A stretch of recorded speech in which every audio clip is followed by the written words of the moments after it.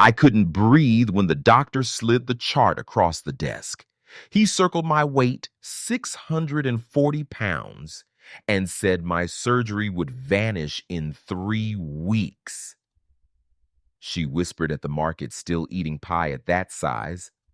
The timer in my pocket kept ticking, proof that I walked every minute. And that was only the beginning. On a cold Tuesday morning in late November, the clinic in Cedar Ridge felt more like a train station than a place of healing. Fluorescent lights hummed overhead, casting a pale sheen across the beige walls. A clock ticked steadily, marking time with the indifference of a metronome. Outside, the wind pushed bare tree limbs against the glass, a rhythmic scrape that underscored the stillness inside the examination room. Dr. Patel adjusted his glasses and slid a chart across the desk. The sound of paper against laminate was startlingly sharp. He spoke in the even tone of a man who had delivered hard truths too many times. Mrs. Ellison, your weight today is 640 pounds. Your A1C is 9.8. If nothing changes, the orthopedic team will cancel your December 20th surgery. The words hung between them as heavy as the chart itself. For a moment, Martha could not breathe. The digits 640, 9.8, 1220 burned themselves into her mind like red neon. She lowered her eyes to the chart, unable to meet his gaze. Somewhere in the fog of disbelief, an image flickered, a dusty robin-shaped kitchen timer tucked away in a drawer back home. It had once been her mother's, a little relic meant to measure minutes of boiling eggs or baking pies. Now it surfaced, as if to remind her of time's merciless march. Her throat tightened. She lifted her chin with practiced bravado and forced a smile. "It's just my knees acting up, doctor. If the swelling goes down, I'll be fine." The words sounded thin, a patchwork excuse stretched over years of habits too heavy to shift. Dr. Patel leaned forward, pen tapping the page. He underlined a line of numbers with deliberate strokes. "This isn't about your knees, Martha. A1C of 9.8 means your blood sugar is dangerously high. Your body isn't healing the way it should. Without improvement, the surgical team cannot proceed. The deadline is December 20th. His voice was steady, but the emphasis on the date rang like a gavel. The nurse stepped in carrying a clipboard. "We'll schedule a 6-minute walk test next week," she said gently, her Midwestern lilt softening the edges. Martha nodded, but did not trust herself to speak. Her hand trembled as she signed the paper, pen scratching across the line. The nurse slipped it into a folder marked with her name in bold block letters. When the appointment ended, Martha gathered her coat and clutched the printout. The numbers glared up at her, and the circle of red around the date seared like an accusation. The hallway seemed longer than usual, every step echoing as if she were moving through a tunnel. She passed the reception desk where another patient joked with the clerk about the Thanksgiving parade. The laughter felt foreign, as though it belonged to another world entirely. The November air hit her with a sting as she pushed through the clinic doors. The parking lot shimmered faintly with a thin layer of frost. She moved carefully, her breath rising in pale plumes. Sliding into the driver's seat of her sedan, she slammed the door against the cold. The folder sat on her lap, the circled date staring back. She gripped the steering wheel, leather chilled beneath her palms. The silence of the car pressed close, broken only by her uneven breathing. "I'm fine," she whispered, testing the words like a spell that might undo the numbers. She said it again louder this time as though repetition could rewrite the truth. I'm fine. But the fog of denial clung stubbornly, filling the space around her. In the rearview mirror, her own reflection stared back, eyes rimmed with fatigue, lines deepened by years of strain. For a fleeting second, she didn't recognize the woman there. The image blurred as her eyes stung, but she blinked the tears away quickly, unwilling to give them room. Denial was easier, safer than admitting the verdict, written in black ink. Outside, the trees rattled against the wind, barren limbs clawing the sky. Inside the car, Martha sat still, the folder unopened on her lap. The clock on the dashboard clicked to 10:01 a.m. Another minute lost to silence. The circled date waited for her, a deadline she wasn't ready to accept. 3 days later, the chill of late November pressed against the windows of Martha's small house. She pulled on her heavy coat with more determination than strength, muttering under her breath as if bracing for battle. The air outside stung her cheeks as she stepped onto the porch. Thanksgiving leftovers still filled her fridge, but she was intent on proving that she could walk farther than a single block. Her breath puffed in pale clouds as she moved down the sidewalk. The first minute felt manageable, each step deliberate, her shoes crunching against the frost-dusted pavement. By the second minute, her knees burned and her chest rattled with every inhale. She slowed, clutched the porch railing of a neighbor's house, and bent forward, gasping. The world seemed to tilt, and the faint, automatic click of her own porch light switching on behind her mocked the daylight that remained. The light's premature glow whispered of struggle, arriving too early, too heavy, as though the day itself doubted her resolve. Martha straightened stubborn and forced herself forward a few more yards. Her thighs screamed. Her breath came in ragged pulls. When she finally turned back toward home, her pace was uneven, more shuffle than stride. By the time she sank back onto her own porch steps, sweat dampened her collar despite the bitter air. She checked her watch. 2 minutes. 120 meters. It wasn't even close to the distance she needed. Frustration burned in her chest hotter than the cold air. Later that afternoon, she tried again, this time driving to the farmer's market that lingered even after Thanksgiving. The stalls were thinning for the season, but the smell of pot roast from a vendor's crock pot and the sweet tang of baked apples hung in the air. She walked slowly past tables of late harvest squash and pies wrapped in clear plastic. At one stand, a young clerk offered her a sample of apple pie on a napkin. She reached for it, hand unsteady, and caught the edge of whispered voices behind her. Still shopping pie before steps, someone said low, but sharp enough to pierce. The words sliced through her more painfully than the ache in her knees. She dropped the napkin back onto the counter and turned away quickly, pretending not to hear. But the whispers clung to her shoulders as she walked back to her car, head bowed against the wind. By evening, the house was quiet. A plate of untouched leftovers sat on the counter, the turkey dry and uninviting. Martha slumped at her kitchen table, scrolling through Facebook on her phone. Her thumb froze mid-swipe. There she was, captured in an unkind snapshot at the market, head bent, pie sample in hand. The caption read, "Pie before steps," followed by a trail of laughing emojis. Her stomach dropped. Shame pressed down heavier than any number on the scale.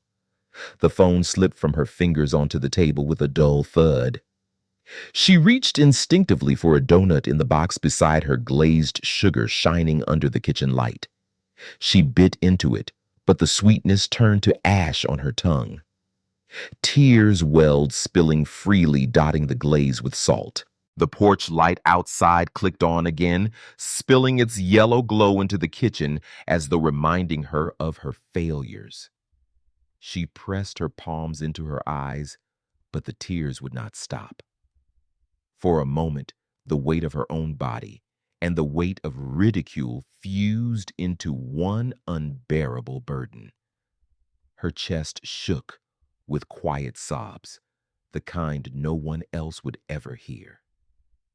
After a long silence, she rose and crossed to the drawer near the stove. She pulled it open, searching for a distraction, and her hand brushed against something small and familiar. The robin-shaped kitchen timer, dusty from disuse, stared up at her. Its painted eyes seemed to glint in the overhead light. She lifted it briefly, thumb tracing the chipped paint along its side. A faint memory of her mother's voice whispered through her mind 1 minute at a time. But the memory felt too heavy tonight. She placed the timer back and shut the drawer quickly, as if closing away the possibility of hope.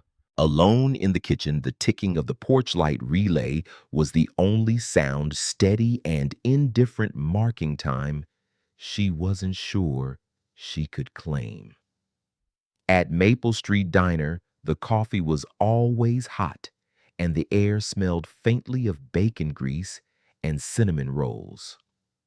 Martha slid into her usual corner booth, her body heavy, but her movements quiet, as if she hoped to avoid notice. The board near the counter advertised the meatloaf special, written in looping chalk. Lana Kim, the longtime waitress, with kind eyes, approached with her pot of coffee. She filled Martha's cup, then slipped a folded napkin beneath it.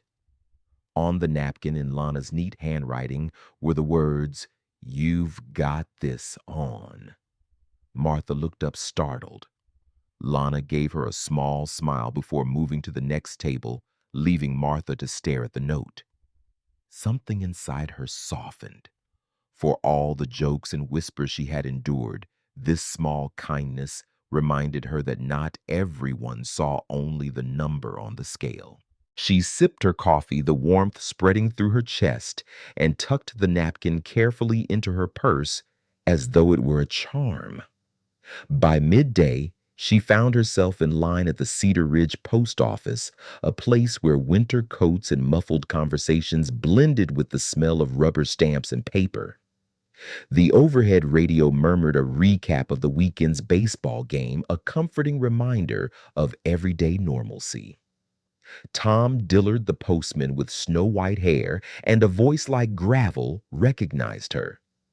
He stepped out from behind the counter, holding a neatly printed walking log. "Stay warm out there, Martha," he said, sliding the sheet into her hands.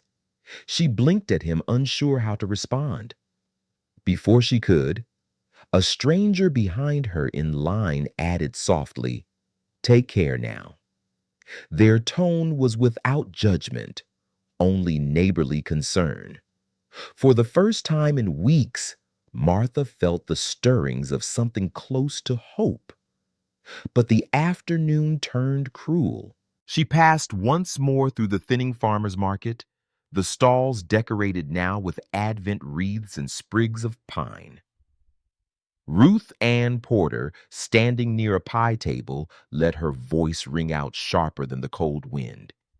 Still eating pie at 640 pounds, she called just loud enough for others to hear.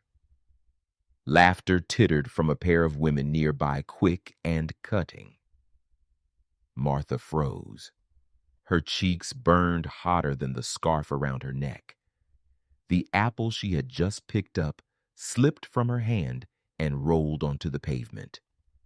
She bent slowly to retrieve it, but her knees protested and the sound of chuckles grew behind her. Straightening, she turned away, without a word, shoulders hunched, carrying the sting with her all the way to the car. That evening, she sat again in the clinic, the air sterile and humming with fluorescent lights. Dr. Patel reviewed her chart with measured seriousness.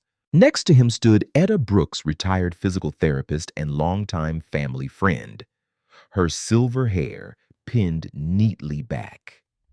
Martha, Dr. Patel began to keep your surgery date. Your A1C must come down to 7.5 or below. You need to lose at least 30 pounds.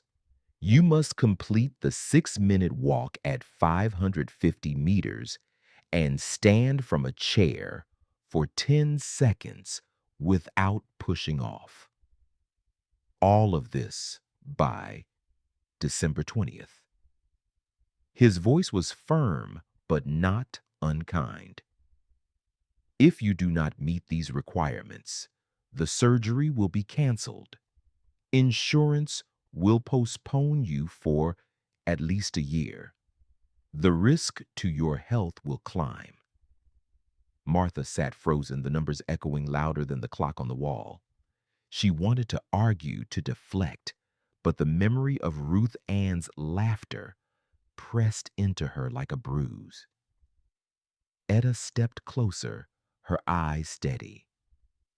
1 minute at a time, Martha. But every minute counts now.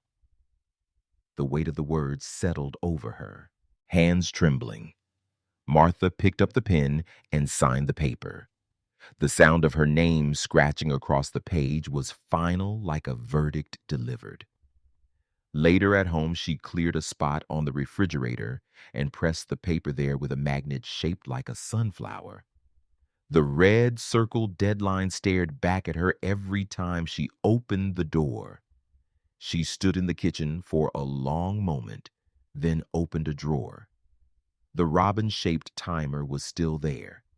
She set it on the counter. The bird's paint was chipped, its dial stiff from disuse. She did not twist it, not yet. But just seeing it there waiting felt like the first small preparation for the battle ahead. Snow dusted the stone steps of St. Luke's on the morning of December 11th, soft flakes catching on Martha's coat as she gripped the rail. Her breath rose in cloudy bursts, the air sharp against her cheeks. In her palm rested the robin-shaped kitchen timer, cold metal biting through her glove. She whispered to herself, 1 minute, then another, and pressed the stiff dial forward. The click was faint but firm, a sound that echoed the ticking clock in her memory from that first clinic visit. Her mother's words returned like a hymn, 1 minute at a time. At first, her body resisted. Each step down the walk seemed to pull her backward, the weight of weeks of failure dragging at her ankles. She hesitated, eyes darting to her car, to the warmth waiting inside. Then from the corner of her eye, she saw Tom the postman slip something into her mailbox. When she opened it, her fingers brushed against a folded church bulletin. In his steady handwriting was scrawled Psalm and Steps, "You've got this." Martha felt her throat tighten. She closed the box with a firm push and pressed the timer start again. 1 minute. 60 seconds of forward motion. She named each minute aloud, voice breaking through the cold. 1. Her boots crunched against the salt spread on the sidewalk. 2. The robin timer ticked steadily in her pocket, a metronome for her breathing. At the corner near St. Luke's, Etta waited with her scarf tucked into her coat, lifting one gloved hand. Eyes on the next lamppost, she called. Martha focused on the black post ahead, willing her body forward. 3. Her breath rasped, chest tight, but she did not stop. By the 4th minute, the rhythm steadied. Her steps were still labored, but they no longer threatened collapse. A car rolled slowly past, and a stranger leaned out the window. "Stay warm out there," he called with a wave. Martha lifted her hand in return, a brief spark of energy rising in her chest. She whispered the next number under her breath. 4. The robin timer ticked on, the sound blending with the distant toll of church bells. At minute 5, the post office flag came into view, snapping in the stiff wind. The sight of it was both a finish line and a dare. Sweat dampened the back of her neck, despite the cold her legs burning. She thought of Ruth Ann's laughter at the market, the mocking caption online. Each step now became an answer. 5. She gritted her teeth and pressed forward. As the diner windows appeared golden with light, Martha's vision blurred. Inside, Lana glanced up from behind the counter, setting down a half-sweet coffee at the end of the bar. She wiped a circle clear on the fogged glass, peering out at the figure trudging past. Martha's boots struck the final patch of salted walk. She stopped, clutched the rail near the diner door, and yanked the timer from her pocket. The dial clicked against its final notch. 6 minutes. Her map, scribbled in pen, confirmed it. The loop measured over 550 meters. The realization struck like a bell. Martha leaned against the rail, laughter spilling out in a wet, broken sound, half sob, half joy. Her eyes shone as she whispered, "I did it." For the first time in years, disbelief felt lighter than shame. The robin timer ticked down, still steady, as she caught her breath. Etta approached slowly, a smile creasing her face. Martha clutched the rail with both hands, unable to stop smiling even as her body trembled. The world seemed wider than the small circle of failure she had known. Then her phone buzzed. She pulled it out with shaking fingers, still gasping. On the screen, the county email subject line glowed, "Grant approved." Her mouth fell open. She looked to Etta, voice breaking with awe. "We can build a warm route for everyone." The robin timer ticked on in her hand, its sound no longer indifferent, but purposeful, a heartbeat shared. In the hushed stillness of the Cedar Ridge Clinic, fluorescent lights buzzed softly, as though reluctant to disturb the weight of the moment. Dr. Patel leaned back in his chair, his expression unusually gentle. On the monitor beside him, numbers glowed in steady fonts, A1C 7.4. Weight change, 31 elbs. Chair stand, 10 seconds. He tapped the screen once for emphasis before turning to Martha. "We keep December 20th. The word struck Martha not as another verdict, but as a reprieve. A door cracked open where she had braced for it to slam. Her hand reached for the counter, finding the robin-shaped timer she had brought with her as a kind of talisman.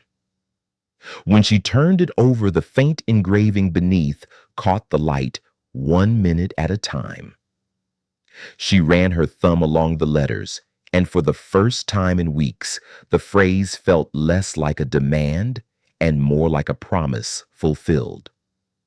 The room itself seemed to expand, no longer closing her in with its antiseptic walls, but widening into possibility. Etta, standing at her side, gave her a small nod. "You've earned this, Martha," she said, her voice low but proud. The nurse printed out the verification sheets, the sound of the paper cutter, sharp and final. Martha signed each one with steadier hands than before. This time her name on the line felt like a claim to her own future rather than a sentence. That evening, St. Luke's Hall smelled of pot roast and fresh rolls. Crock pots lined the folding tables, their lids rattling slightly as steam escaped. Volunteers moved among them with ladles and paper plates, chatting in that Midwestern way where every conversation ended with, "Stay warm," or "You take care now." Folding chairs scraped across linoleum, the familiar sound of community life preparing itself. Martha stood at the front of the hall with Etta at her side. A row of orange cones marked a simple walking path around the perimeter scuffed from earlier practice. Beside the coat rack, a cluster of donated scarves and mittens overflowed from a basket. On the bulletin board near the door, someone had tacked up the Sunday shuttle list names, written neatly, times highlighted. Etta addressed the small crowd, first explaining the Walking and Warmth program. Then she stepped back, leaving Martha in the spotlight she had spent years avoiding. Martha's heart hammered, but she felt the engraving of the timer warm in her palm. She cleared her throat and began. "This isn't about numbers alone," she said, voice carrying across the hall. "It's about not facing winter alone, about finding ways to take one more minute, one more step together." Heads nodded in the crowd. Tom stood near the back, his cap in his hands, while Lana balanced a tray of styrofoam cups, eyes shining. And off to one side, Ruth Ann lingered in the shadows, arms crossed, face unreadable. The program demonstration began. Neighbors walked the loop, slowly laughing as their breath puffed in unison. A church docent wheeled in more chairs, muttering cheerfully, "You take care now," to each person he passed. Children of one volunteer stacked the donated scarves by color, turning the corner of the hall into something bright and soft. When it was time to close, Martha thanked them, her voice steadier than she expected. She noticed Ruth Ann still standing at the edge. Their eyes did not meet, but Ruth Ann shifted, fumbling with something in her hands. As the crowd dispersed, she moved forward and placed a knitted scarf on one of the chairs. The yarn was pale blue, neat, but clearly handmade. "For your next walk," Ruth Ann murmured, eyes fixed on the floor. Then she turned and left quickly, coat swishing behind her. Martha touched the scarf lightly, the wool soft beneath her fingers. The gesture was small, almost shy, but it spoke more than apologies could. Grace, she realized, sometimes arrived disguised in silence. The applause that followed Martha's closing words built not as a roar, but as a wave, steady and warm, rolling across the hall's linoleum. She stood straighter, letting the sound wash over her. "I'll be there," she promised, voice unwavering, 1 minute at a time. Later at the Maple Street Diner, the day's wait softened into the aroma of coffee and pie crust. The same booth where Lana had once slipped her a note now welcomed her again, but this time she sat taller.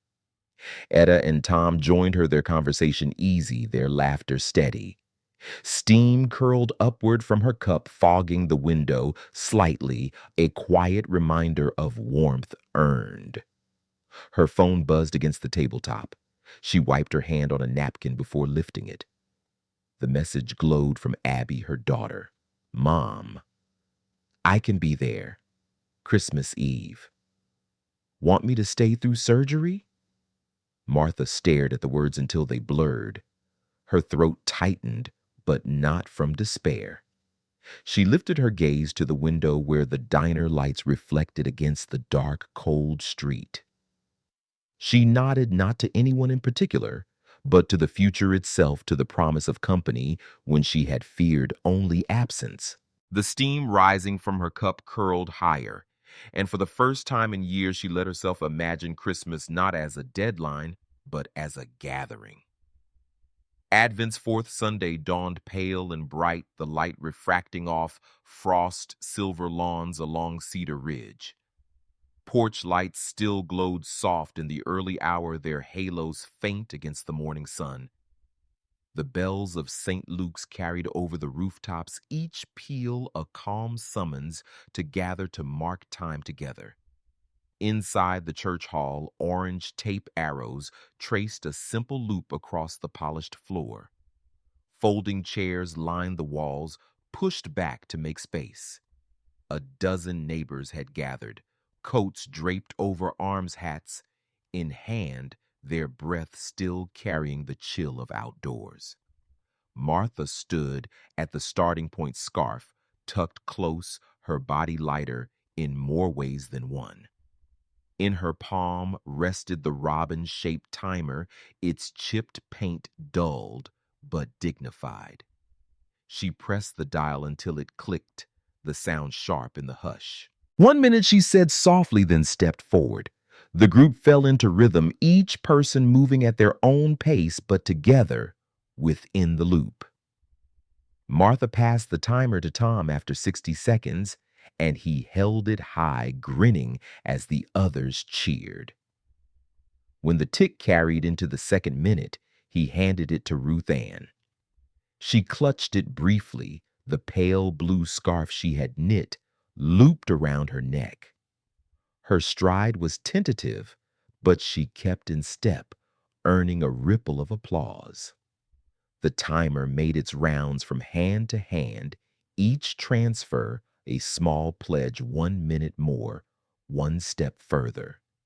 By the time it returned to Martha, her chest filled, not with fatigue, but with steadiness.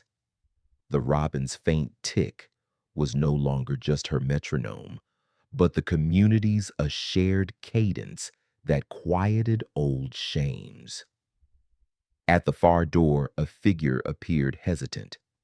Abby stood there, her coat unbuttoned, breath visible in the cold air behind her. Her smile was cautious, as though testing the strength of a bridge long neglected. Martha did not wait for words. She stepped forward, arms opening, and Abby moved into them.